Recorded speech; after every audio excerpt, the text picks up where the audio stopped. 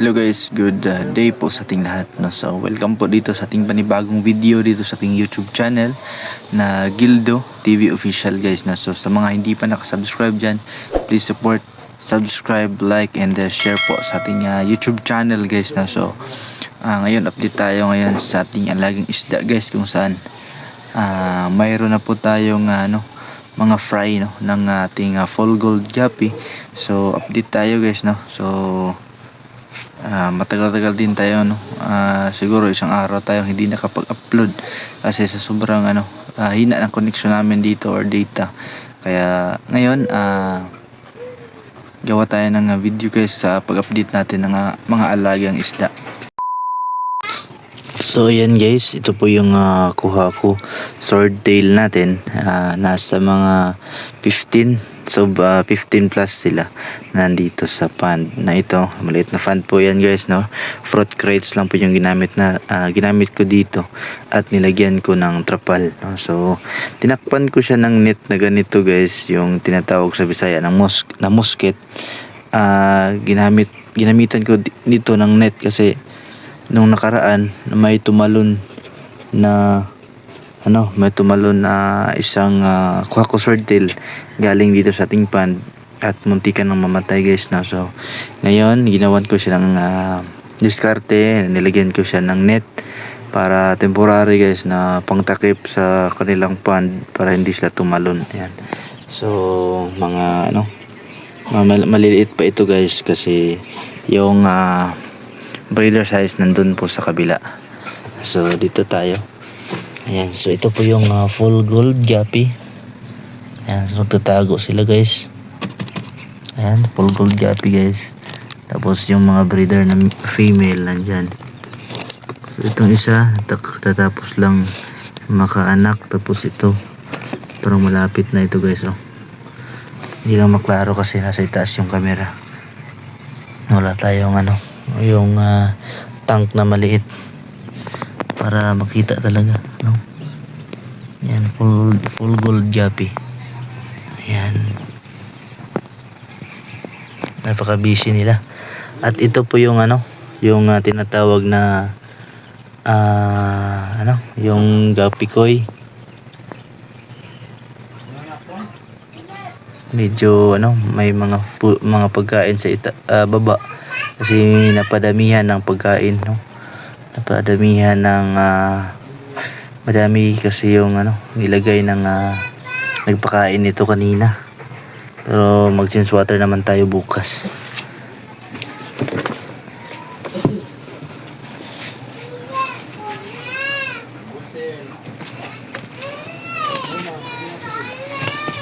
Ito guys yung ating mga full gold fry. Ayan, marami ito. Nasa 30, malapit sa 30, 26 ata, hindi ako sure, pero nasa 26 siguro. Ang dami nito. Yan, galing po dyan guys, oh. Ito po yung kanilang mga parents. Ayan, galing dito, no. Galing dyan. Ito yung mga fry nila. Ayan, napakadami nila.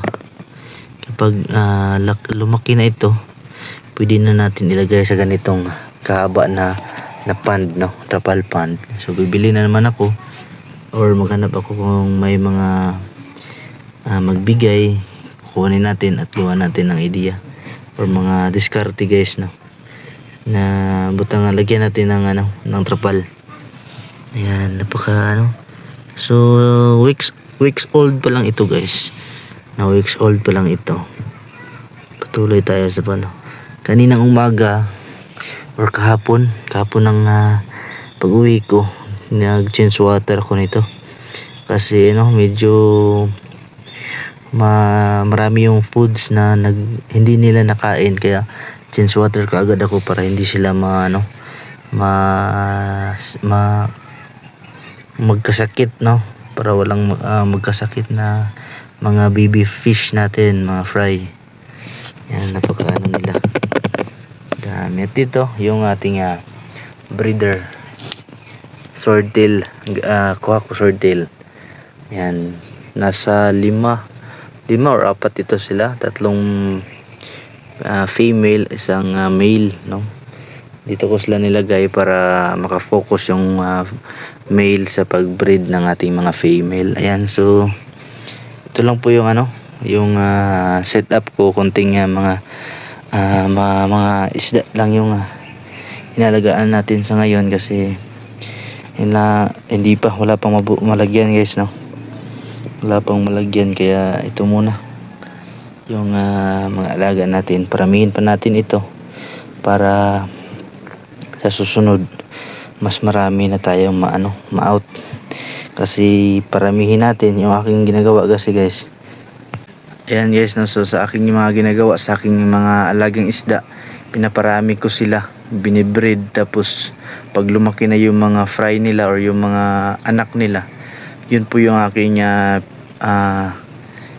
ina-out, no, binibinta sa mga mga mamimili dito sa amin, or mag-post ako, mayroon mang mga bumibili, no. So yun, yan lang po yung ginagawa ko dito sa aking mga alagang isda. At not now but soon, may mga budget tayo, buy and sell po yung ginagawa ko guys, no.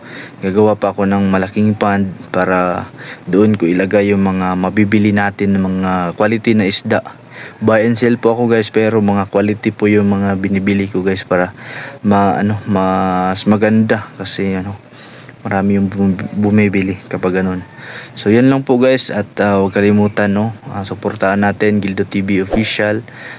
Please like and subscribe, and pa-share na rin, no, sa ating video. At huwag kalimutan pakipindot ng bell button para mas updated kayo every time na may mga bago tayong upload ng mga video guys. So yun lang po guys, maraming salamat, at see you sa next video.